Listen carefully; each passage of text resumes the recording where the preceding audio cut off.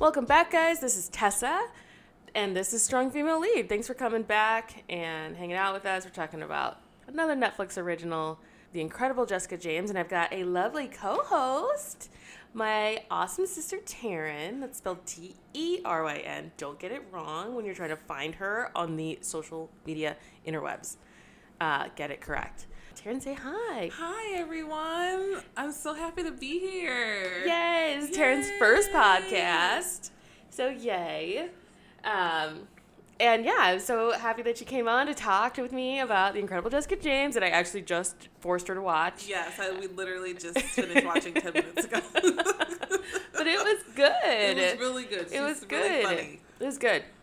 So, at Strong Female Lead, we talk about women in TV and movies, and we love to talk about the characters' performances and how they're written, and, if that's good or bad, and if they are SFLs. And we define SFLs as female characters who are top billed, who display their own agency, and who move the plot along. So I'll bring those up again when we get to the scoring category of tonight's event, but just so that everyone knows and we're all on the same page about what we're looking at in The Incredible Jessica James. What, really, it's kind of like a testimony to, like, what we were always talking about.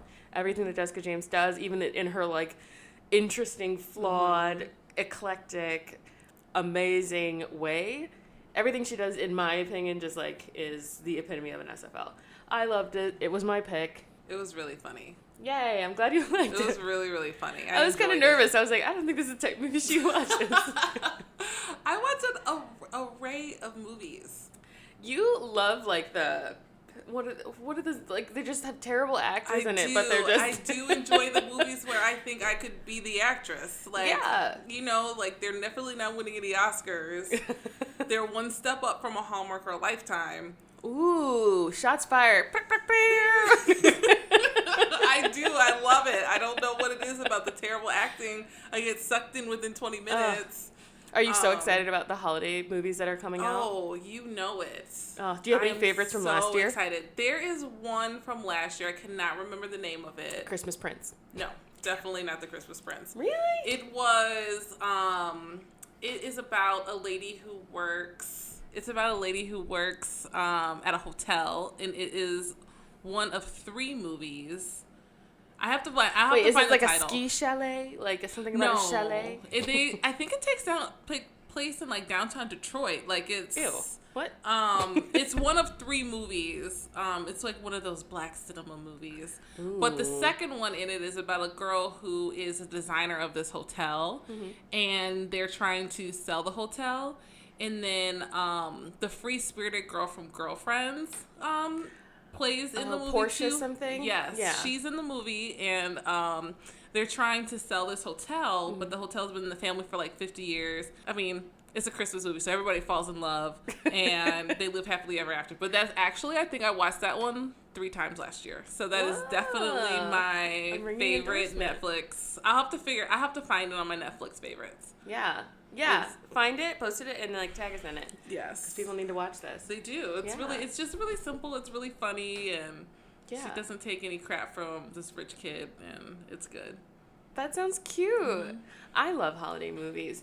Well, Jessica Jones takes place in the summer, so anything from the summer or the fall that you're like, oh my God, everyone was sleeping on this, but everyone needs to have watched it. Yes, definitely. Please don't be like Paradise Hotel or whatever you were talking about earlier.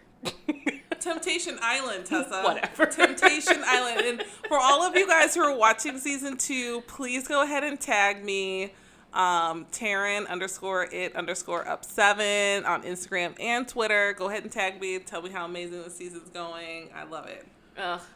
This is the best. She was trying to explain the plot to me off pod, and I was like, I couldn't even get the characters straight. They're like dating each other, but they live in different houses. Yes. And it's just like, are they going to sleep with each other's significant others? Their whole point is like, to be tempted, Tessa. What kind of a game? Everyone's going to lose. Everyone's going to lose. Well, I mean, I also feel like if you have to go to an island to tempt each other, maybe it's not going to work out in the long run anyway. I feel like you got deeper problems. Exactly. But I'm not above watching it. I'm not above it. So I think myself above it, but I do love Dr. Phil and The View. I don't know why. It's just like my obsessions with watching these shows. It's just remnants of Oprah, I think. I think so. Yeah. I'm still on Wendy Williams in The Real. I don't like The Real. I want Amanda Seales. Yeah, I want her to be on the show. I don't know why they keep trying her out like she's this. She's a good, I do think that she is a good addition because she has a completely different opinion than everybody else at the table. Mm-hmm. And I think that her personality is totally different, so I do think that she would be a good fit. Mm-hmm. But I like Amanda Seales just in general. I'm like, she's been having a rough couple weeks. I mean, if you're not invited to the party, just don't go. Well, she was invited, and then, like, there's just so many stories and scenarios out there. I listened to Small Doses. I was like, oh. You didn't like it? No, I do. I mean, I heard the original story, but even when I heard the story, it was kind of like, well, because she was a +1 of someone, but she knew the girl didn't like her. Yeah. So it's like, but it just seems so petty to keep somebody out of your party like that. Like, it is. Like, you'd have to interact with her, or she doesn't seem like the type of person who, like, causes, like, huge scenes. Like, yeah. Although, I mean, when you're getting kicked out of a party, like, no matter what you do, you're going to cause a scene. Yeah. To each his own. I mean, did you see the Breakfast Club interview that she did? I have not listened to it yet. I'm like 3 days behind on the Breakfast Club. That's really disappointing. I know, because I usually listen to it every morning before I go to work, but I feel like that morning I was listening to my Audible book. So. Oh, what are you reading? It is a manager book. Oh, a little business book? I can't think of the name of it, yeah. You're a busy business bitch? Yeah. Not to sound like not excited about it, but it's a long story and it's almost over, so yay! Well, my business isn't over, but part of it. It's a long story. I like it. I'm reading The Water Dancer, the Ta-Nehisi Coates book. Reading it. I'm listening to it on Audible. Piece by piece as I commute. It's amazing. We don't normally recommend books on the pod, except for in the last episode we also talked about the book To All the Boys I Loved Before. Like, also read The Water Dancer. It's phenomenal. I usually don't go for something that people recommend so highly. Like, it's the Oprah Book Club Book of the Month for I think last month. It's a phenomenal book. Ta-Nehisi Coates is just an amazing writer, and I don't know why I ever doubted him. I honestly don't. It was stupid of me. My next book is already picked out. It's going to be Queenie. And then after that, it's going to be, I think it's called The Dominicana. What's that? It's an orange book with white writing. I would know it if I looked it up. What's it but about? I thought it's about, I believe the character, she lives in Brooklyn. Mm-hmm. I think it was on the Today Show as the book of the month, or maybe it was on that show with Kiki and... Yeah, it's the one that comes on 11 at Channel 7 that I'm confused as to why. Why are we all here? Yeah. I don't know. Why are all three of us here? Yeah. But I think that was on their It should just books. be Kiki. She's the only... Kiki just got there. I know, but the other two are so boring. And they're like, let's add a third host. And I was like, let's get rid of both of these people and make it a fun hour. Like, it's just turned into a TRL type event. What happened to, what's that show that comes on Channel 7 that was coming on? It was just about Chicago. Windy City Live. I never watched that. Oh, sorry for you guys outside of Chicago. But they had another show on at 11, and I'm like, I don't know what's happening here. But it looks funny when I watch it on the... It looks funny when I watch it on TV. Yeah. But, yeah. I mean, it's okay. Yeah. Are you watching anything on Hulu or Netflix right now? Netflix, I just finished Raising Dion Dynasty. What is this about? Okay, you started talking about this off pod. Yes. Raising Dion is a Michael B. Jordan joint. Yes, and he was actually on Instagram last week making some cookies in Berlin, and I don't know why I was captivated, but I was. He was making them? He made some chocolate chip cookies on Instagram, on his stories, and... I don't know why I was so into it, but I needed to see because he didn't actually have any mixers. He did it by hand. They looked good.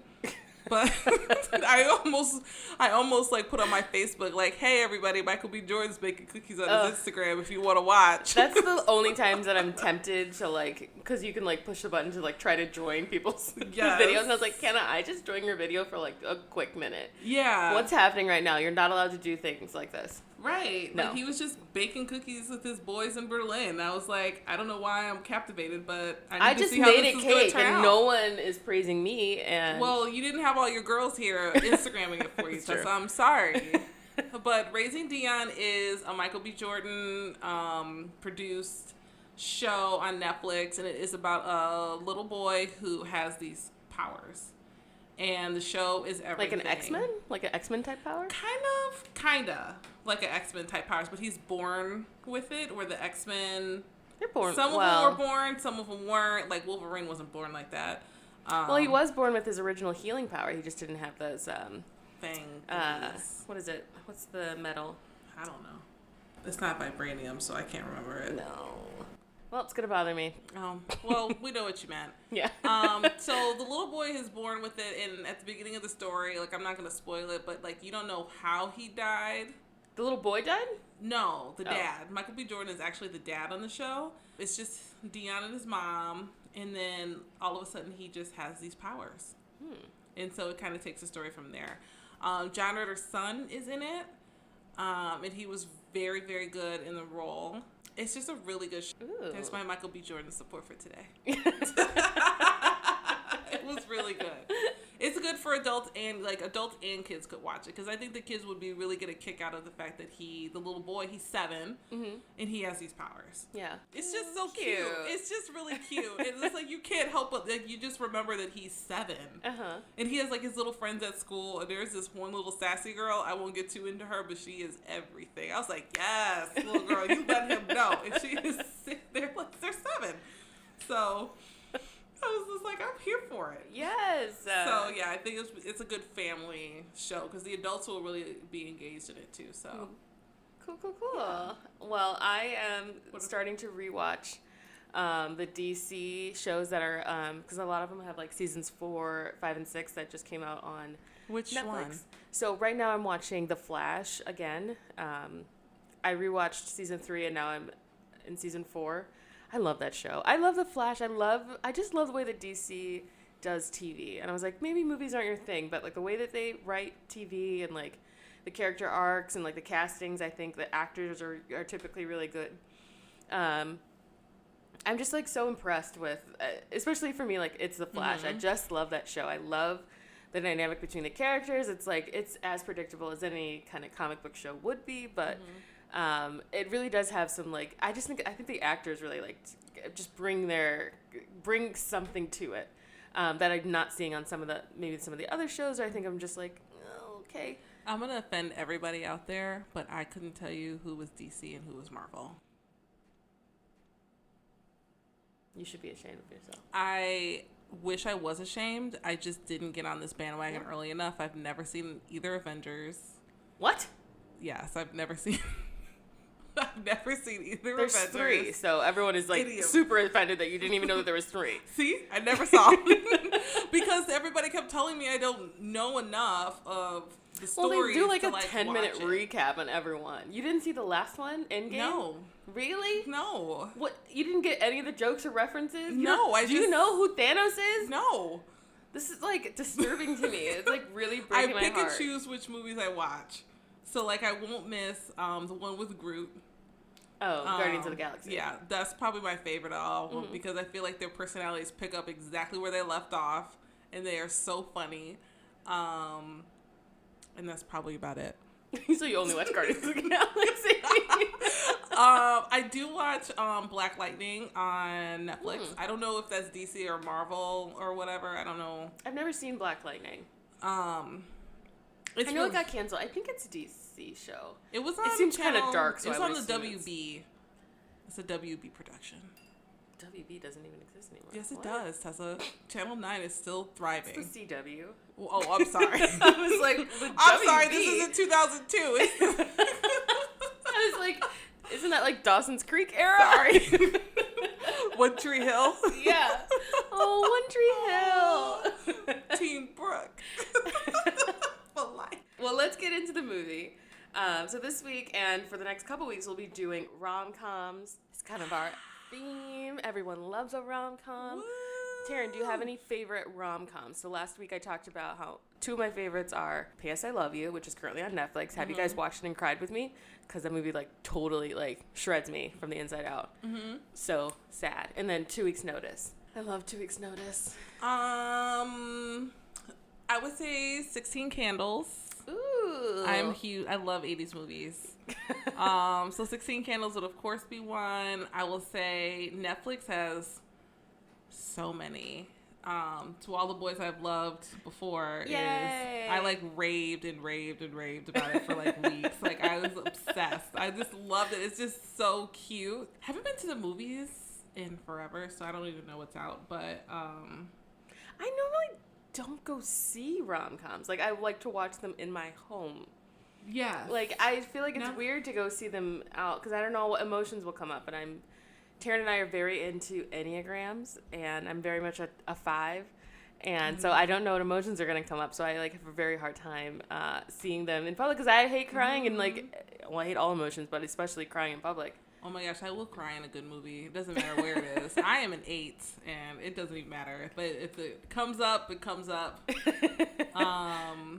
But yeah, I love a good rom-com. And now that the holidays are coming, I feel like all those Christmas movies are rom-coms. The Holiday, the one with Queen Latifah, I love that one. Yes. When Queen Latifah loves LL Cool J, and I was like, when hip-hop was perfect. Oh, sad face.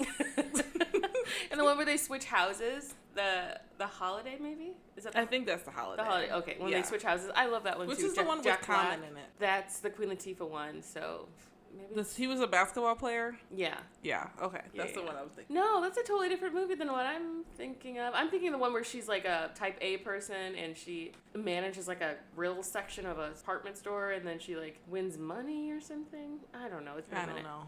It's Queen been a minute. Latifah's done a lot of Yeah. holiday What's the movies, one where they're like apparently. dropping those cards and they're like, I love you. And he can't tell the girl that he loves her. I have no idea. Come on. You guys know. The one where he's like standing in her doorway and he's just like, I didn't want to like the holidays to go by without like, telling you finally. And Keira Knightley is like married to marrying his best friend. Last holiday. No, it's This not called The Last. Christmas. It's an ensemble cast, like P.S. I Love Yeah. You, isn't it? Yeah. But P.S. I Love You isn't an ensemble. I'm thinking I of think that you're thinking movie. of like New York I Love You. I know what movie you're talking about, and I think Love Actually. Love Actually. Yeah. That's a great one. Yeah. I haven't seen like any of the classic holiday movies. Like I've never seen Miracle on 34th Street or anything like that. I'm about to offend some more people. Wow. It is 2.5 hours. Oh, Miracle on gosh. 34th Street? Yes. I Yeah. saw that one, and then one with like these little nutcracker girls in the background. I saw it at this old theater, and they had to do an intermission. It was so long. So, I mean, I would definitely watch from home. It was so long. And it's like an old theater, so they have those old hard seats. Uh-huh. And it was really long. Oh. It was a good movie, but like by the end, though, I was really ready to get in my bed. No, I'm all about those like 90-minute bangers. Like Right? 90, maybe 120 if it's great. Like I need to know I need to read the back of the DVD if it's longer than 90 minutes. Yeah. Yeah, I'm like, this movie, the one we are going to talk about in a minute was 140 minutes. And I was like, ugh. It was? Or not 140. Yeah, 140 minutes. No, 1 hour and 40 minutes, not 140 minutes. Oh, okay. Yeah. I was like, I whoa. was like, that's really long. I was like, I didn't 140 feel like minutes. it was that long. Yeah. But anything that like is even nearing like a Titanic length movie, I'm like, I just can't. Even Endgame, I was like, we could take an intermission. I got to walk about. And you know what? I feel like I heard it was going to be a really long movie. Then I really didn't want to see it. Well, no one should just see Endgame. Like, you got to at least see the one before it. I have no idea what's happening in those worlds. Gosh. I know somebody died at the second one, I think, a big character, but I don't know who it was. Maybe it was Scarlett Johansson's character. I don't even know who she is in the movie. TERYN, if you're going to give away a spoiler, you got to say spoilers. Oh, sorry. Spoiler. And I didn't even watch the movie, and I knew that. I don't even know who these people are. I told you I only watched one of the series. Gosh. I don't know how you're, like, surviving in the world. Well, I was on the Game of Thrones. You were on Game of Thrones, yeah. I was pushing that hard. I watched from the I fetal love a good position at your movement. house, as well as shout out to Amber, who let me, like, just, like, curl up in a ball and watch like that because I was so stressed. That's some good-ass storytelling. It is. And you know what, rom-com? I'm looking forward to Amelia Clark's movie that just came out today. Last or yesterday. Christmas? Yeah, I'm looking forward to it. She looks like a hot mess in there, and I like her cheetah coat in the commercial, so I'm in. I was excited that, oh gosh, I forget her name who wrote it. Did you see the movie Late Night with Mindy Kaling? It's on Amazon Prime. Yes. That woman, who she plays opposite, wrote Last Christmas. Oh, she did? Yeah, no, I can't think of her name. She's a blonde lady, right? The blonde, yeah. Emma Thompson wrote it, and I was excited to see that she's like, I love when actors and people who have been like doing the craft for so long actually like get on the other side of the camera. Like my favorite movie of 2019 is probably Booksmart. Did you see that? Yeah, I went with you. How you forget?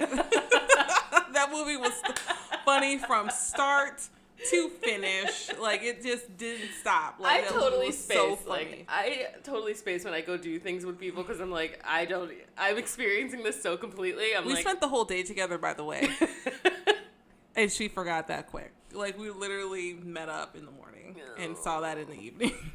We went to a vegan breakfast brunch situation. Oh, okay.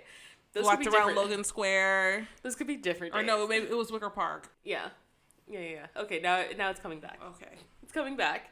I have a bad memory, guys. Clearly. Jeez. You need some Giga Biloba. There's a lot going on up here. I'm like keeping a lot of things going. That's that type 5. Yeah, that's that type 5, guys. Oh, forgive me. I'm a 5. That's that 5. Don't yell at me. I'm sorry. That's my type 8 coming out. Yeah. Jeez. God, you're so loud. Gosh. So The Incredible Jessica James is a Netflix original, starring Jessica Williams, who is one half of Two Dope Queens. That's a TV show and originally a podcast that she did along with Phoebe Robinson. That I loved. That was one of the first podcasts I ever listened to. They're so funny. Yeah, that's the first time I ever heard of like the two of them. Alana Glazer from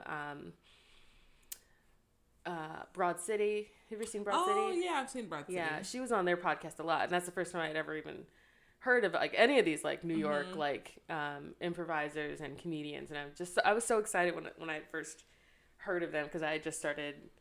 They started their podcast around the same time I started doing improv and comedy here in Chicago, and I was just like, oh shit, they're funny black and like minority women in New York already like killing it. Like I was like, oh man, this is gonna be so exciting. Hopefully one day I'll get to meet these ladies or work with them or work for them, aka I really want to work for Phoebe Robinson. She's got a talk show coming out that everyone should be super, super excited about. So that's a little like industry news for you. Phoebe Robinson's getting a talk show. Oh, yeah. Yeah. So I'm really excited. I think it's going to be really funny. I read some of the premise when they sent out a little packet about writing for it. And it seems like a really funny show, and she's really funny. So, but The Incredible Jessica Jones.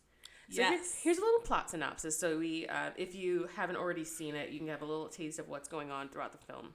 So Jessica is an aspiring playwright in New York City who's trying to get over a recent breakup when she meets Boone, who's amazing and Irish, and just like, oh, so funny. Chris O'Dowd, it's so funny. I love that guy. I remember just like, just the IT crowd. So much good shit from college. I feel like these girls are like right at my same age, and like we were all doing the same thing at the same time, and I'm like, yes, Chris O'Dowd, so fucking funny. But Jessica Jones meets Boone, who's also recovering from a recent split. Together, they figure out a way to make it in a post-relationship world. So the movie is so great. And yeah, it starts out right as Jessica James has broken up with Lakeith Stanfield's character, who TERYN was just like, oh, he looks so nice. He does. He just has like soft eyes. I'm like, he just looks like he just wants a hug. Always. And then we're both looking at him. We're like, ooh, Gemini tattoo. No. I'm like, ooh, that might be a deal breaker. Are you a June Gemini or a May Gemini? Or a May Gemini? What's the difference? The crazy. Which one is crazier? May. Really? Yeah. Ooh, good to know. Stay away. Sorry, Geminis. I won't tell you what my horoscope is. But if I'm an 8, I feel like it's really not hard to guess. Yeah. Mine too. I'm a Pisces, but I feel like everyone already knows that because I talk about it all the time. I'm an Aries, in case you guys were wondering. So I guess my 8 is really not surprising. I wonder if that is like a common correlation that like... Well, Martin Luther King is an 8 too, and he's also an Aries. So I wonder if it is a correlation. I love how that's the comparison that you draw between a historical figure and yourself. You went straight to the top. Thank you. Like,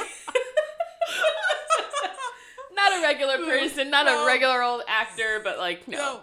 Martin Luther King Jr. He's the only name I can remember for the list. I think Russell Crowe was on my list too as an 8, and we share a birthday. Oh, see, I wonder if there's a correlation there between. That's hilarious. Yeah, my brethren in 5, Bill Gates. I see what you did there. Yeah. Comedy.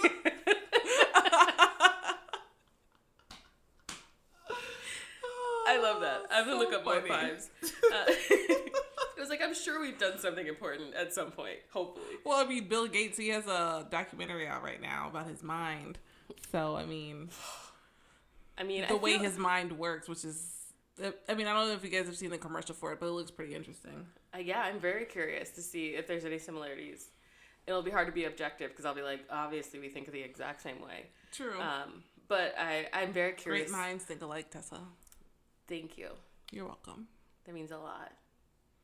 Coming from an 8, because, like, you guys don't lie, which I appreciate. You know, I will say, I don't even have the patience to, like, fluff things right now, so it's, like, all honesty. It's, like, straight honesty. So you're welcome. And we learned that from Jessica James. Like, we should just be honest all the time and just put a charming little twist on things. Just put a smile with it. Yeah, and then people will just accept your honest truth. And I'm like, I've learned so much from Jessica James because, like, in my head, we're the same person. I'm saying she's just saying everything that you think that you're really thinking. Is. But she says it's such charming, and the way she dances. She, like, dances in this movie. Like, she's, like, 2 big dance breaks. And I was like, that's my whole life. It is. That's all I want, is to just be able to, like, stop whatever I'm doing, do a little dance, and then just come back to that conversation I was just having. Sometimes you just needed to dance. Yeah, you gotta dance it out. Like, did you have any favorite standout scenes that you, like, oh my God? I like the scene at the end when she was the guy. I can't remember his name. Boone? The white guy? Yes. Irish guy. He's so funny. I've seen him in a whole bunch of stuff. He's like, I really like you, Jessica. And she's like, well, duh. I'm dope. Of course you like me. And then she, like, walked away. And I'm just like, yes. Why wouldn't you like me? Yeah. I'm everything you ever wanted. I'm so dope. That is my favorite compliment, was when, I feel like this is the compliment I get the most. When people will be like, I don't like most people, but like you. And I'm like, man, thank you. I don't know why that's the compliment. I literally, besides, like, you've got really nice skin, which is, like, super creepy. She does have really nice skin, well, though. It has a real skin suit vibe when people say that. It's like velvet. I don't know how to respond. I'm trying to learn how to take a compliment better. But that one always just, like, throws me because I was like, you can't wear my skin is what immediately runs through my head. I don't think anybody wants to Hannibal Lecter you. I think it's just a compliment. Who says that? You do have nice skin, though. But that's weird. It's not. It's something that they notice that's obvious. No, I'm just like, you can't have it. I'm still using it. So some of my favorite scenes and, like, character dynamics are between, I loved when in the scene in the movie where Jessica Jones... James Jones. She's not Jessica here. Jones is a different show. Yeah, different show. I told you I was watching all the DC shows, but that's a Marvel one, and I know that. Don't come for me. I would not know the difference. Yeah. But I love when she goes home to Ohio. Oh my gosh, that was so funny. Because I was like, this is my experience, like, coming home. Like, I live in from Northern Illinois. But I moved to Chicago, like, immediately. I was like, I'm never coming back here. I remember, like, driving away from Chicago as a kid and just being like, when are we going back? I absolutely hate it here. And just she really did hate it. I hated it. Every so often I would give, like, little, like, in 5 years, 3 months, 7 days, I'm moving back to Chicago. Like, I'm just, like, out Mind you, she was, like, 6 when we left. Yeah. So just to give you some context. That's how deeply I hated it.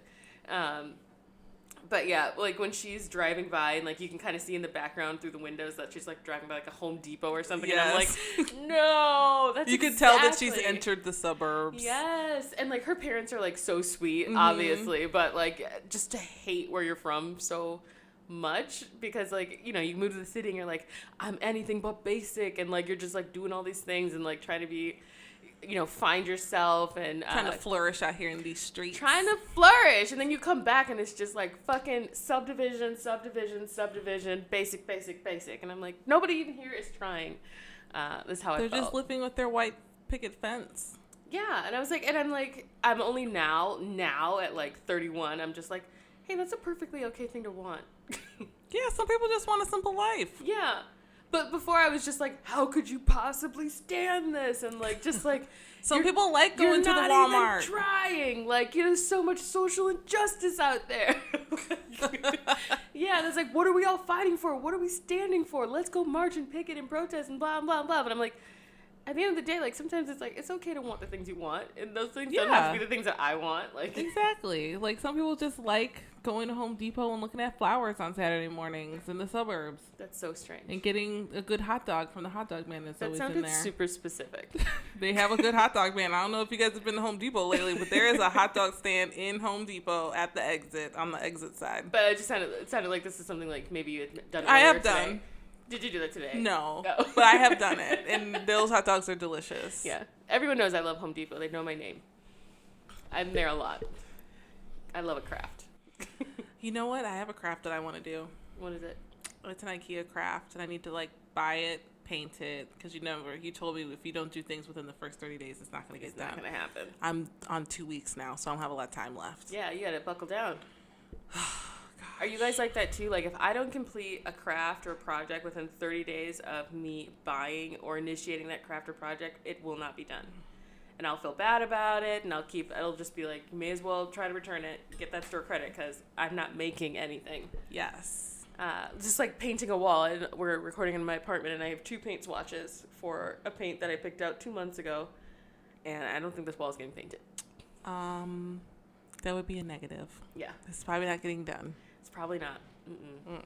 It was a good try. Yeah, but I mean, you got a lot of plants in here, so those got done. Yeah, the plants are good.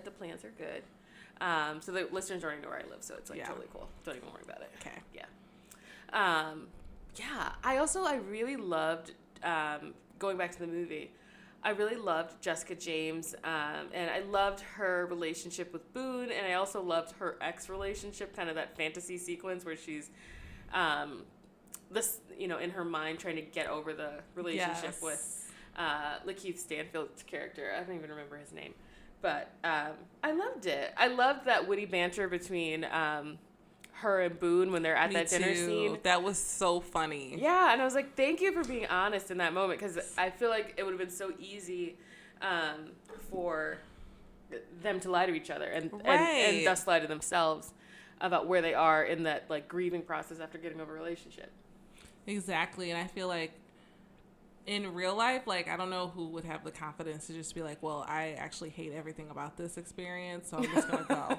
Like, I can't tell you how many times I've been out with people, and I was just like, oh, God. Actually, that's the real reason why I only do drinks or coffee. Well, who's got time for a whole ass date? Right. Like, let's sit coffee and see if we, like, vibe or whatever. Like, I'm not trying to sit down here for 2 hours knowing I already hate you.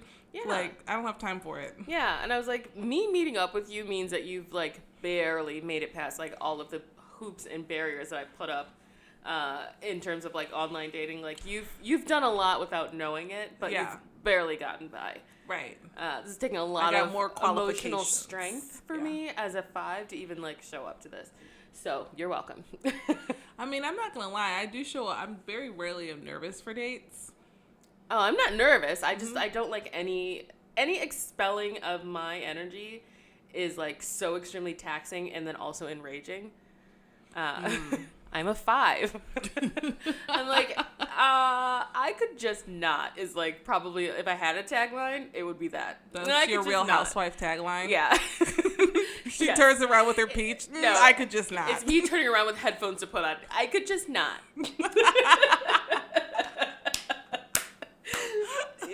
That would be so accurate to how I feel about most things. I could just not. Guys, you need to take this enneagram test so you can join in the fun. If you're also a 5, you just need to like reach out to me, because I love that, like, I have this like new little weird insight. It's kind of in the same vein of as astrology. Yeah. You can kind of take piecemeal what fits you, what doesn't fit you. It's just like a tool to hopefully, help you like be a better person. God, just be better overall. You can tag me if you're an 8. Yeah. at me. Yeah, I think Trisha's taking it too. I think we've talked about this a little bit before. I think Trisha's a 6.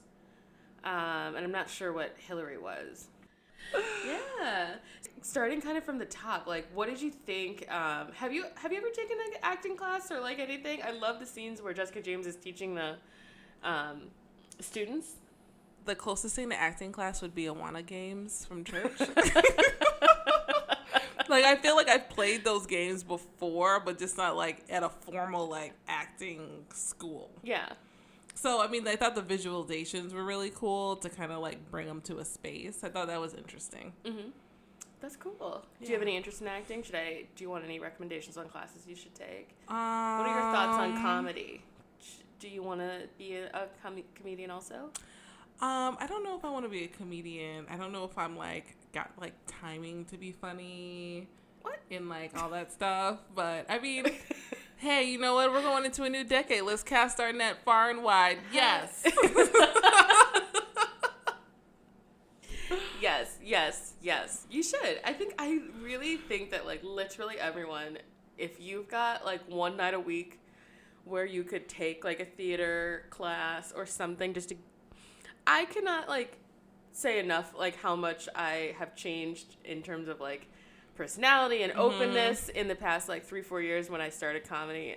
I also started therapy at the same time, so I think like in combination they really do wonderful things. But comedy specifically, and just like learning how to fail, like I feel like growing up, like I'm so used to either excelling at something without really trying, excelling at something with a lot of hard work, but like failing or like doing something where I'm gonna like look stupid has just been like so the thing to be avoided most often. And like in comedy, it's so unpreventable. You will fail. You will like die on that stage. Like you will not get the laugh that you thought you were gonna get. You'll be let down by a partner. You'll let your partner down. Like there's so much failing, and all you do is kind of make up for all those years of like not trying because you're afraid of failing. It's now I'm trying and failing, but I'm failing better. I'm failing in more interesting ways. You're failing forward, like Will Smith says. I hate Will Smith. I think I hate Will Smith. Why? Oh my gosh. This is probably like a sidebar, but if you're looking for something to watch in the morning to set the tone for your day, I would watch Kobe Bryant. He has a lot of motivational stuff that's really good. And so does Will Smith. What? Yes. On what? Where do the people watch this? YouTube. Ew. Yeah, Kobe Bryant talks about the fact that he used to be at the gym at 4 a.m. every single morning, an hour before everybody else. But that hour is 5 hours. In years, how much more practice have you gotten over everybody else that you're quote-unquote competing with? That's why he was the best. And then Will Smith talks about, he has like a lot of little tidbits on his Instagram stories. And one of the things is failing forward. Like you don't be afraid to fail. Every fail is you're failing forward. Yeah. But I think like you have to like give people a space to fail that's safe, and where I think that's where comedy comes in. Yeah. For me anyway. I think, absolutely find it in your own way if it's, following your dreams and passions and all that, but like, you have to find a safe place to fail, because otherwise that's like for me that's like too abstract to be something that I would apply to my life. Just like fail forward. I'm like, what? Well, I think it was just, I don't remember a quote for quote, but I think he was just talking about like whatever that you want to do in life, don't be afraid to fail. Yeah. Yeah. Yeah. But like also like the nice thing about being in Chicago also is that it's a tough comedy community, but it's not LA. It's not like I'm failing in front of like the people who would be breaking my career. Yeah. And it's 2019, so I have a lot more control over my career. Yeah. As a comedian, and I just want to write comedy. I just want to write comedy for TV, guys. And if I haven't said it before, and got to put that shit out there, that's exactly what I want to do. I want to be a comedy writer on TV. For TV. You know what? Go ahead, claim it for 2020. Put it out there. Yes. Claim it as yours. Look, Portia claimed it on the Real Housewives. Claim what? You can take that out. You can take this little bit out. No, you can leave the Real Housewives in. I know Portia because she does the radio. Yeah. So on the reunion, she was in a purple dress. She claimed at the end that she was going to be engaged, or married and pregnant, and the next year she was married and pregnant. She's the married? next reunion. Well, I think she's engaged. I'm not sure if they're married. I haven't been following them. They start up again tomorrow. But she was engaged. She had a huge rock in her hand, and she was very pregnant. Oh. That was at the next reunion. Yeah, I should throw some more stuff out there. Anything you want to throw out there to the universe about your future? I will say in the next 12 months, I will be in a healthy relationship. I will be in my apartment for the entire 2020. I've moved 4 times this year. I will be there for the entire 2020. And I think that's all. I feel like over the last 4 years, everything has really been on fast forward. Mm-hmm. And so now I just kind of want to sit back and like take a year and kind of enjoy everything I've sown over the last few years. So I just kind of want to like chill. Yeah. I'm going to make some predictions for myself. They're only work related because that's really like my number one goals is that I feel like in the next year I will hopefully be tapped for a job in late night. That's my next goal. So if you know any late night connects that you want to hook me up with, go ahead and send them my deets. At Pat Tomasulo. Does he have a late night show? He used to. It came on Saturdays, like at around SNL times. Dang. And it was really funny. I don't know if they're going to bring it back, but shout out to Pat Tomasulo on Channel 9, Hell WGN Chicago. He does the sports. I'm giving all his info. It's so funny. Oh my God, that's awesome. Yeah, I like just bringing it back to Jessica James. Like, I love the scenes where she was in teaching them the class because it's like I've never, and I have no desire to teach an improv class ever, but I just remember like they there's a scene where her and her best friend are playing the yes and game. Oh, that was really good. Yeah, that's just like straight up improv 101. Mm-hmm. Have you ever played? I've never played that game, but I've played the game where it's like the ABCs. Mm-hmm. And so like somebody starts up with A, like, oh, hey, I have an apple, and then the next person has to think of something with a B and then a C. So it was like a similar game. Yeah, very similar. Yeah. I really like your game, and I hate normally alphabet games because I always get like so confused. Like we play a couple games with my improv team. We just like dominated, and we're now like improv gladiator champions. It's like not even a big deal, but it's like super amazing. But there's a game where you can't say a letter in a game. So you'll be saying a sentence, and the letter you can't say is an E. So the whole sentence you have to dialogue with someone and not say E. Let's play. That's hard. E especially. E especially. You could even say my name because it's got an E in it. You'd be like, Miss, can I have your cup? You can't interrupt me. Oh, sorry. You have to wait until I'm done talking. Oh, sorry. Clearly, I know this is my number 8 show. Too eager. It's my number 8. It's the enthusiastic. Miss, can I have your apple? No. E. No, that has an E. See, this is why I don't play. We have a like amazing team member, Jerry, who like lives for this. Jerry's really funny. Yeah, he is really funny. I'm their biggest fan. They just don't know it yet. You and Andrea. Shout out to Andrea and Jerry 2020. Very excited. They're getting married. But yeah, so Miss, where is the... Where's the dog? Oh yeah, where's dog? Dog is at Subway. Who took him?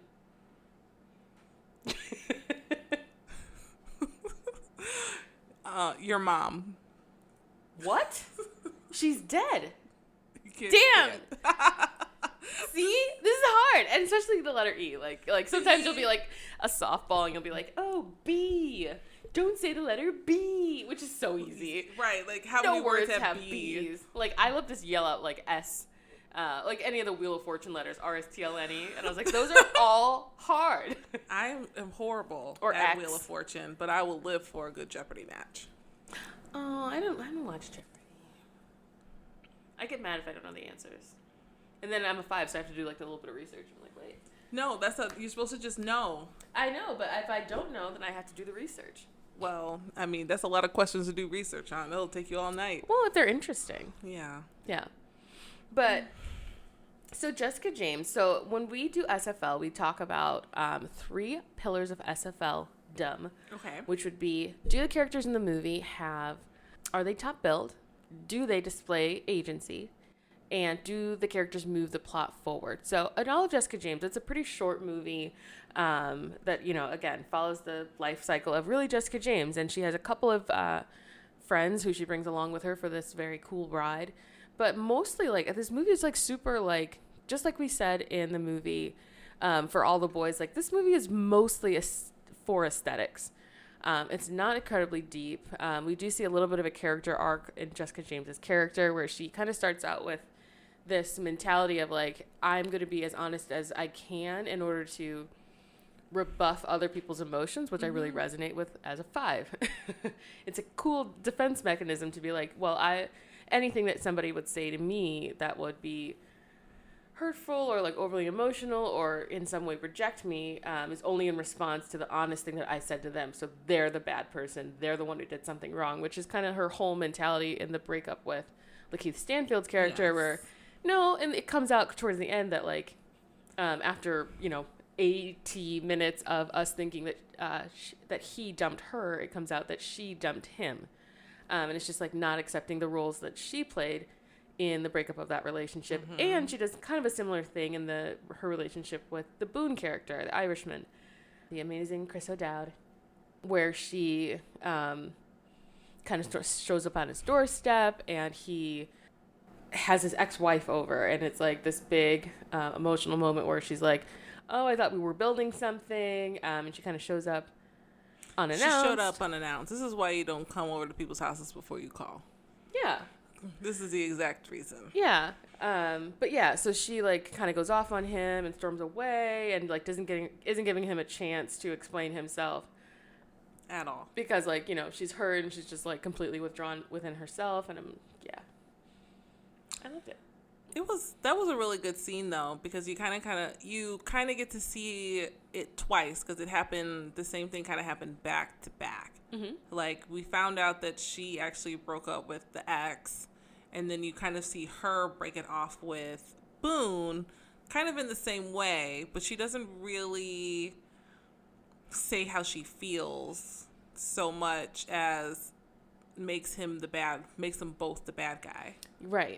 Right. And I mean, it's not as much in the relationship with Lakeith Stanfield, because like she does throughout the movie. And I'm curious, like, if we got to see the, B footage of their relationship, is she saying, because she readily says that she loves him to the other people in her life, but I'm wondering if she's that open with him in that relationship. I would doubt it, especially given her relationship with her family. That was interesting.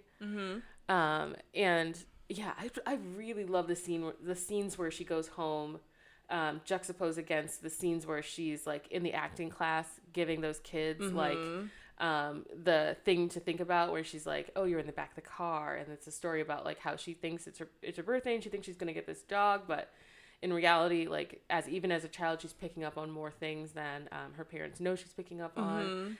The mom is pregnant with her little sister, who she kind of resents. Definitely doesn't understand, but it's also that she's not really taken the time and opportunity to understand her, which I completely resonate with. Sometimes you like, especially when you're like wrapped up in your own emotions and you live inside your head, like me, like a 5, it's very hard to sometimes like come out of that and be like, really ask why some people are doing the things that they're doing. Because it doesn't make sense to us, because it's like, it can't be rationalized. I feel like that's kind of like that for everybody, though. You have your particular way of thinking, and you can't really quite understand why people do the things that they do. But I think that's for everybody, though. I don't think that's like an individual 5 thing. I think it's everybody. No, well, yeah, definitely. Like everyone relates to like the issues and traumas in their life differently. I think for a 5, and like if I had to guess, I'd say that Jessica Jones is also a social vibe like myself, who, yeah, I feel like I really resonated with this character a lot. Just the way that she thinks about situations, and like, I don't have that like brevity with like needing to be honest with people, like bluntly honest with people. Like I'm aware of other people's feelings. I would have softened some of those blows. Like, oof. Some of them I was like, oof. Jesus. God. Punch me in the chest. Yep. Like, I'm all about being honest, but I also feel like there's a way to be honest without... With being kind. Like, yeah. Like a kinder honesty. Like, I would never say, like, I would rather...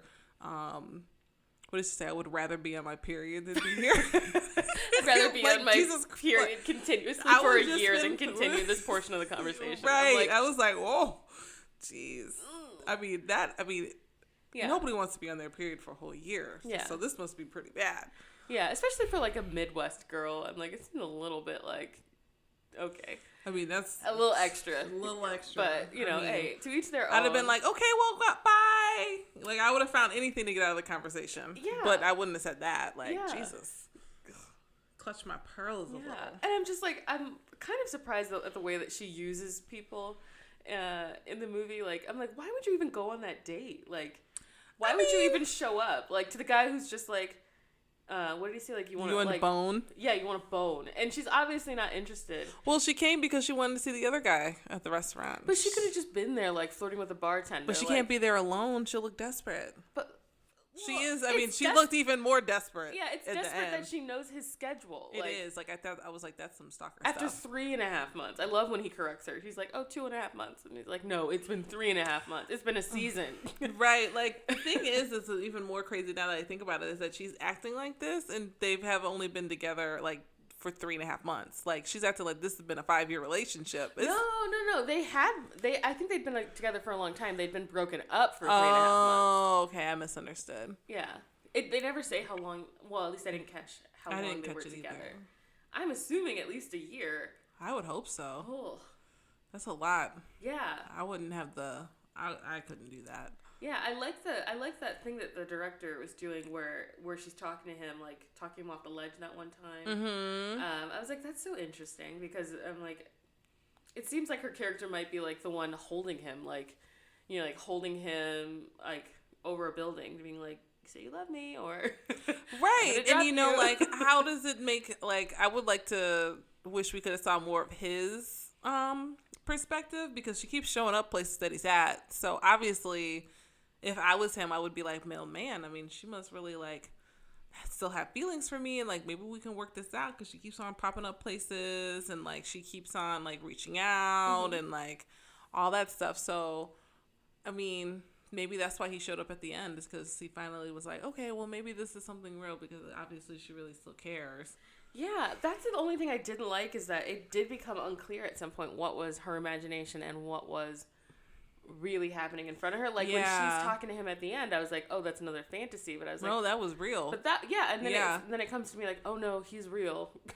Yeah, because there's a lot of, like, dreamy-er sequences in there. Yeah, I just wish there was more, like, visual cues to know that that's what was happening, instead of it all being played, like, straight through. Mm-hmm.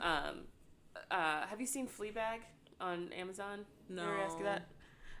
So they do a thing where they break the fourth wall a lot. And the lead character is talking to the camera.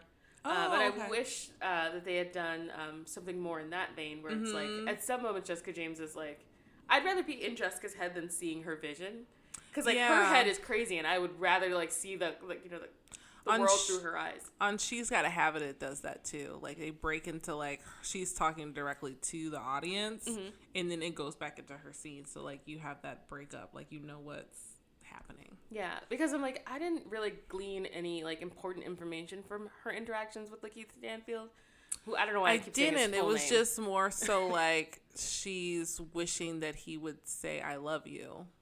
Yeah, but I'm like, I feel like, for me, the way that I appreciate that type of scene the best is where I'm getting information that the lead character doesn't necessarily want to give up. Yeah. Like, we're getting a window into, like, their vulnerability. So, and I guess it would be that, like, she really wants him to, like, admit that he did something wrong so that she doesn't have to be wrong. Yeah. Or she wants him to fight for the relationship. and he's like, I guess now thinking back on it, like maybe he is kind of giving up every time.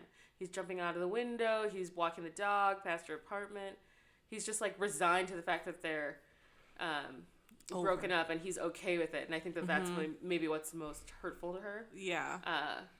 But I'm like, that took a lot of analysis. It's not something you can glean from a casual viewing. No.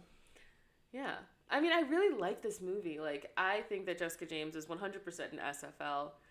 Flaws and all. I think she has the agency. She does what the fuck she wants. She says what the fuck she wants. Oh my God. Does she say what she wants to see? You have a crystal clear understanding of where she is at the entire movie. 100%. I really like the scene with the baby shower.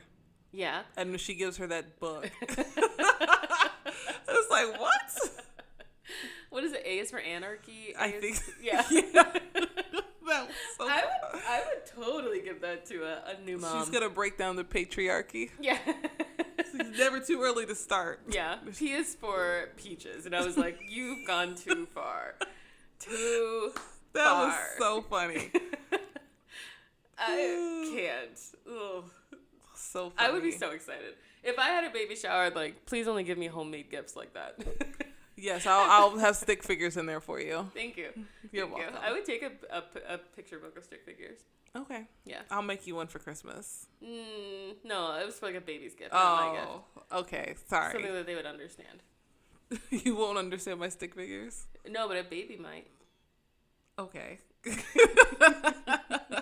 don't have object permanence. I don't know what they know. Guys, I don't do kids. Nobody should. She really doesn't.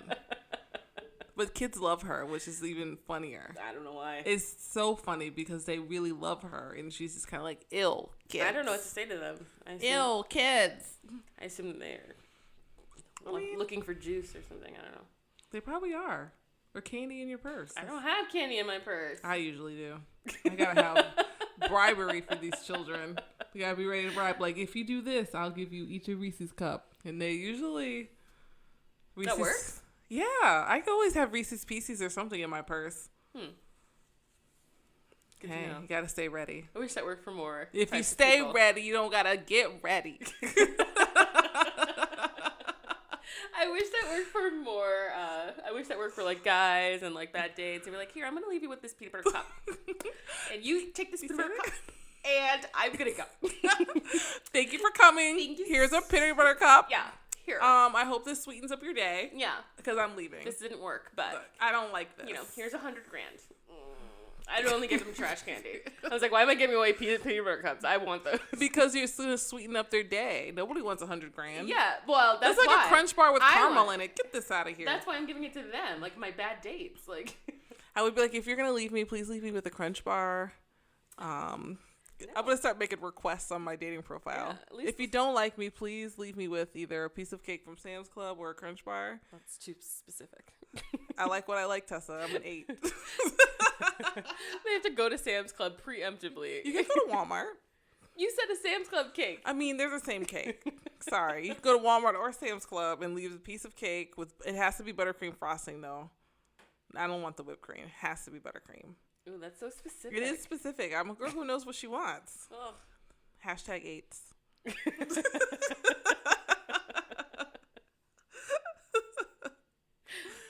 I hate it. Oh, so funny. No, what could someone leave me on? No, just like leave your card so I can keep drinking my gin. You wasted my night. Put a tab out. Yeah, I was like, you wasted my night, not the other way around. I look great. Like, I came here for Conversation was sparkling. You're real late. Could you imagine actually saying some of the things that Jessica Jones said on a date? Yes. Or no, Jessica James said on a date. Yes. Oh my God. When I'm like done, yeah, I can imagine saying some of those things. Especially if the Not conversation. the first date one.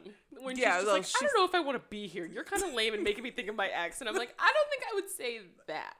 I mean, I don't even know how somebody would react in real life to you saying that to them. I would just be like, well, thanks for the drink. Have a great night. I'm off to the next.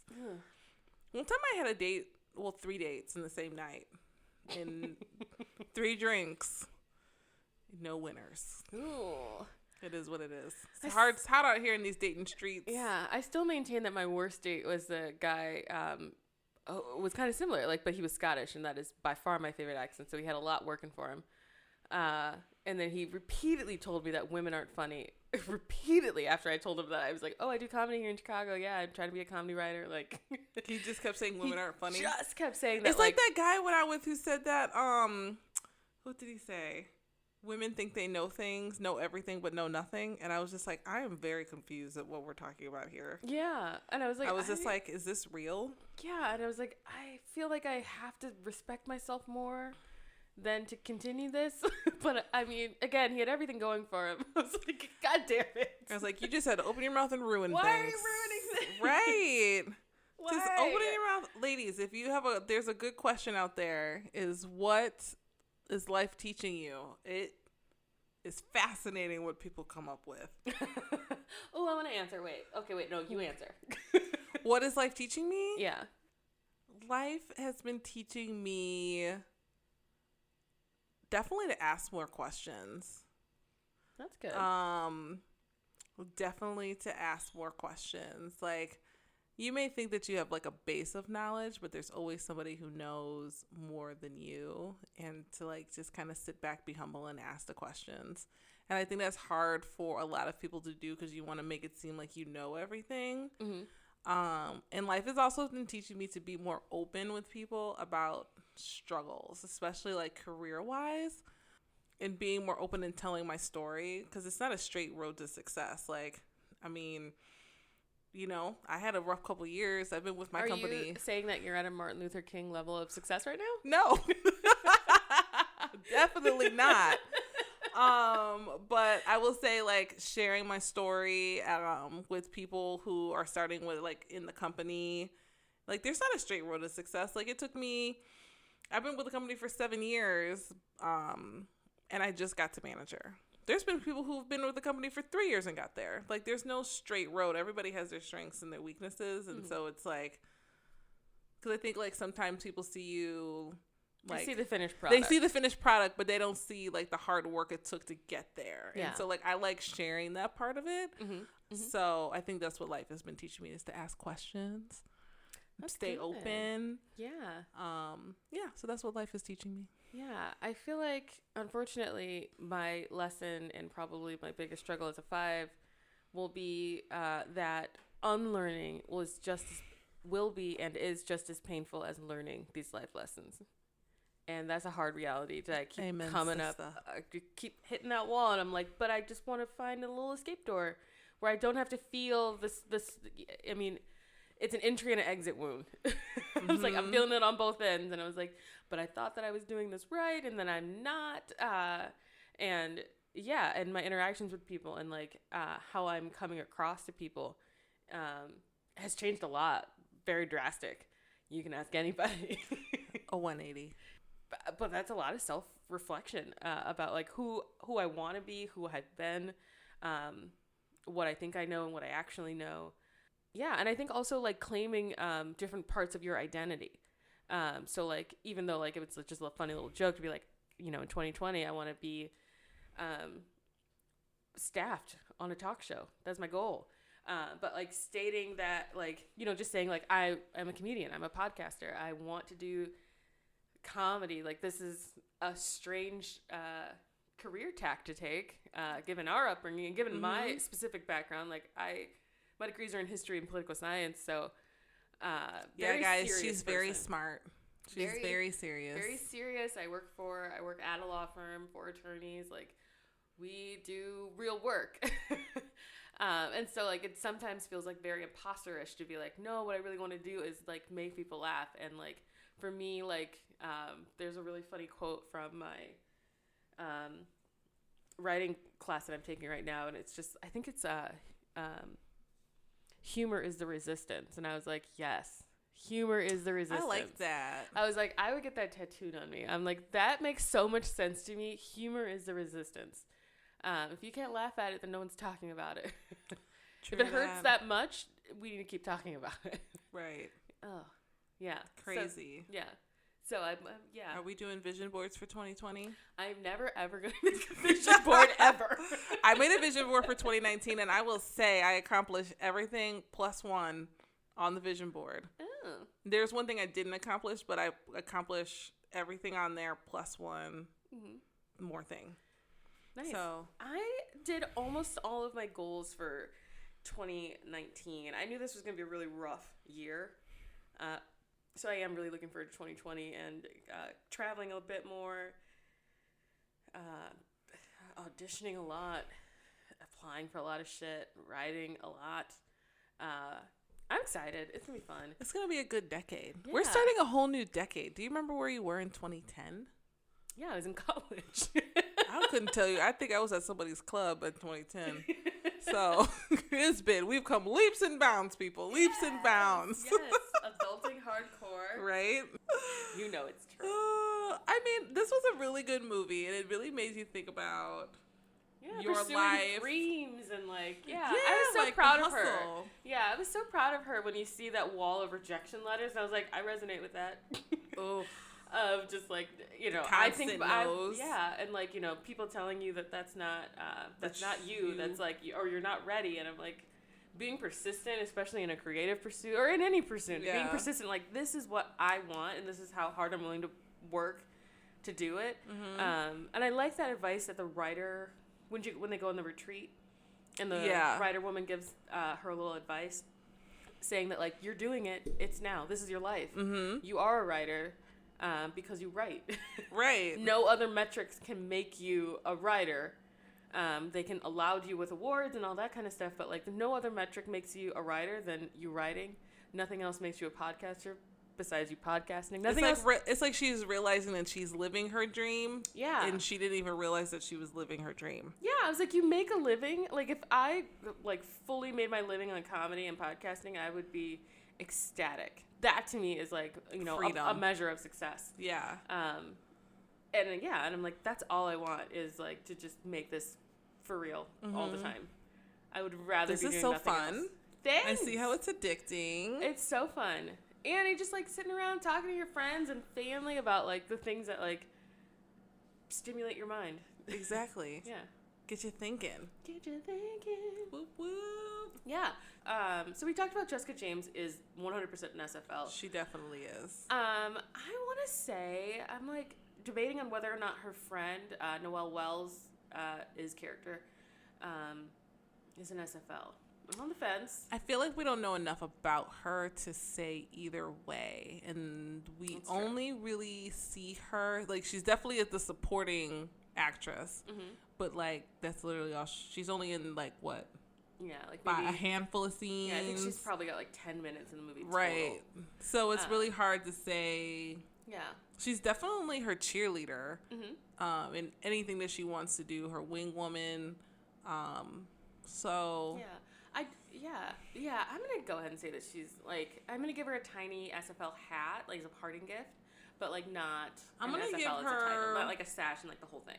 I'm going to give her a 2 only because anything that Jessica was doing, she was supporting her friend. And I do think that there was one scene where she kind of told her, I feel like she told her actions were wrong. She was that friend that could call you out and tell you the truth. And I feel like there was a scene where she did that, but again, she's only in the movie for 10 minutes, probably 10 minutes total, so it was really quick. So I'm going to give her a 2. Yeah. I'm not going to give her a 5, but I'll give her a 2 because she told her friend, you're the one in the wrong. So this will be out of sequence, but so the theme of November is rom-coms. And for me, a rom-com, I know, it's one of my favorite areas of film. But for me, a rom-com is a story, a love story, typically, sometimes a friend relationship story, between two characters who are both missing something that the other one needs. And both characters kind of have to grow up in whatever ways, whatever obstacles come their way throughout the course of the movie to make them self-aware, and from self-awareness you grow. And I feel like this might be misplaced in terms of category.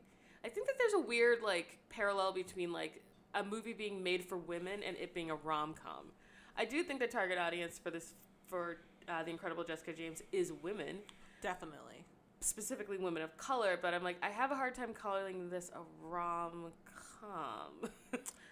I would have to agree. I don't think this would be a rom-com. Yeah, I was like, I see... Female empowerment? Hell yeah. Yeah. But rom-com, there really isn't a love story. Yeah, and I found myself laughing a lot more in this movie than I did in the To All the Boys I Loved Before, which I'm just like, that was just a romance with teens. I didn't. That's a laugh. rom-com. I don't think it was. Really? I didn't laugh. Oh, I thought the movie was so funny. Really? Yeah. I like little sister Kitty. I She love was her. funny. Kitty To was me- what you know. Yeah, to me, she was like one of the only points of like comedic relief. But like for me, like a rom-com, I want to be like sides. Like when I think of like 10 Things I Hate About You, like I remember like laughing for real. Like, Yeah. Or 27 Dresses. I laughed for real. Super Bad is like, kind of a rom-com romance, but I still think that that's so funny. I also think that like these are high school kids and we're in our 30s. This movie I felt like was genuinely funny, but I think it maybe lacked a little bit on the romantic beats because it's so... It wasn't really romantic. Yeah, and I think it is like, I love Jessica Williams in this role. I think the character was super dynamic, but I think like because she's so dynamic, I think we're a little bit like... I was a little bit too enamored with her. Did Jessica find love? Yeah, and I was like, she didn't really find love, and I don't see why she grew up. Or maybe I missed it. I was like, what actually changed? I think it was a little girl realizing that she made her feel bad, even though she didn't intend to. I think that's what it was. Okay. I can't remember her name, but there's a little girl in the movie that she kind of guilt trips. Mm-hmm. And I think like when she went on the writer's retreat, met her idol, and then when she came back, I think she realized like what she did to her. And I think that's when she changed. Mm-hmm. Like she saw her. Yeah. But then I have an even harder time calling this a rom-com because then like what the romance is then secondary if like her coming of age and growing up is not the relationship between her and this child who is really, in her own mind, the childhood version of herself. Yes. She's talking to herself. And so, again, like, where was the rom-com? I love the banter and back and forth between her and Boone. I thought that was hilarious. Like, #goals, like, find me a Boone. Like, right. I love them. But then, I have an even harder time calling this a rom-com. I think this is just a women-centric film. It is. Definitely. Which is fantastic. I was like, but let's make I would definitely put this movie under the category of strong female lead. And for my Netflix, it pops up as strong female lead, which is, an ode to the name of the podcast. But, whoop, whoop. But, yeah, I don't think I would call this a rom-com, even though there is a romance, but it's not the main The pivotal focus. points of this happen between, her realizing this yeah, child like relationship. this isn't, I wouldn't call it a rom-com. It was really funny, though. Yeah. I enjoyed it. I would watch it again. Yeah, I would call this a strong female comedy. Yes. 100%. Rom-com? No, Yeah. I'm sorry. Yeah. But that's okay. Oh, 100%. I very highly recommend that people watch this movie. I think I'm going to give it 4 out of 5 mystery vibrators. So you have to unwrap it to find out what it is. At work. You won't get that until you watch the movie. Yeah. I'm going to give it a 3 out of 5. Ooh. Only because it is not a rom-com. Mm-hmm. But it is really funny. But I kind of feel like until you like really sit down and unpack the movie, if you're just watching it for enjoyment, you're like, oh, that's good. Yeah. And then go to the next movie. Yeah. Like you would never like. I all think the it themes misses and stuff. a little bit on the beats or the messaging it's trying to get out. Like I would be like, oh, that's great. Okay, what's next? Yeah. I give it a little higher, I think, just because I think the performances were so strong. I love this cast. I thought they all, like, every character, like, brought it. I didn't, like, I was here for this cast. And even, like, especially Chris O'Dowd, for me, I'm like, I see him in a lot of stuff. I think he's hilarious. I love his character, especially from the IT crowd, and I love him in Bridesmaids. Oh, yeah. Bridesmaids is so funny. Well, guys, it's that time. It's time for us to, what's that Mickey Mouse Club song? Couldn't tell you last time I saw a Mickey Mouse Club. You be the one with Justin Timberlake and Britney Spears? Okay. I mean, again, aging ourselves. Okay, I'll go Sound of Music. Hello, farewell, auf Wiedersehen, goodbye. I don't think I've ever seen this movie all the way through. You've never seen The Sound of Music? I am the absolute worst. You are. This is a travesty. I don't think I've seen. I feel like I fall asleep like Frozen. I typically fall asleep when she's knocking at the door and wake up when she's not frozen anymore. And I feel like it's the same effect with The Sound of Music. Their little voices put me right to sleep. Oh my God. I love The Sound of Music. When I was in Switzerland, my friend Liz and we made a special trip to go and hang out in the gazebo where Liesl is singing. Her like, I am 16 going on 17. Oh my God. I couldn't tell you the lyrics besides that. This is so disappointing. I was also, because I feel like people were either Mary Poppins or Sound of Music. You like, is that the Bluebird? Bluebird on your shoulder. I didn't like that movie as much. See, I was a Mary Poppins kid. I was all about it, especially Dick Van Dyke dancing with those little penguins. I was all into it. Chim, shiroo. That's my movie. Not this new one. I mean the one with Dick Van Dyke in it. Who's in the new one? I didn't even know there was. Oh, yeah, Emily Blunt. I wasn't interested in seeing it. I don't need a remake. I don't need a remake. This is a classic. We don't need to remake everything. Julie Andrews kind of nailed it. Put it in the Disney. Put that back in the vault. No, I'm like anything. Only thing I want them to do to those movies is just like digitally remaster them so that they're like the colors are more vibrant and it looks like it's a little bit more modern. But I was like, in terms of acting, why? Story's perfect. Some things should just not be. Yeah. We don't need to touch everything. No. Are we allowed to make movie requests as a guest? Yes, you could absolutely make a request. I request that you guys watch Someone Great on Netflix. I was telling you about it earlier. I don't know if it qualifies as a rom-com. There are some funny. It doesn't have to be for this specific month, but we can maybe. They have some really funny parts, but it's a really, really good movie. I feel like Netflix did a really good job with this one. The cast is excellent. Who is in it? Jane the Virgin, Gloria Rodriguez. And then we have Gina. You said Gloria. Oh, sorry. I was like, Gloria. And it's because I'm thinking of Jane's real name on the show is Jane Gloriana Villanueva. That's her real name, so that's probably why I said Gloria. I meant to say Gina Rodriguez. Mm-hmm. And then we have the girl from She's Gotta Have It. I can't remember her name. And then the Brittany Snow, who everybody loves. Like, I can't think of one thing I've seen her in that I don't like. Like, honestly, I really can't. So they're the three friends. And then the boyfriend is actually the boyfriend in this movie, too. Lakeith? Yes. Okay. And he actually is an excellent actor. I will say that. Like, this movie, you really get to see his acting chops. And you kind of see, like, the anguish both sides of the relationship are going through in this breakup. So it's a really, really good movie. I was here for it. Nice. I cried. Oh. It's because this brings up, like, if you've ever been through a really, really bad breakup, it kind of, like, reminds you of those old feelings, like that wondering and that back and forth, like, did we make a mistake? Can we work it out? Like, memories, like, it'll, like, stir up some. No, I have a salt and earth policy. If you're out of sight, out of mind. You don't exist to me. Man. But it's a really good movie. I would recommend it. I actually think it's probably one of the best movies on Netflix right now. Cool. Okay, and, you know, they have good actors, not my usual, I might be the actress. It's like, I couldn't act this. They have a scene where they're dancing to Lizzo in the kitchen. Lizzo! So, it's a really good movie. I like it. Okay. Yeah, we'll definitely do it on the pod. That's so exciting. Thanks for recommending that. No problem. Yeah, guys, that is it for Strong Female Lead.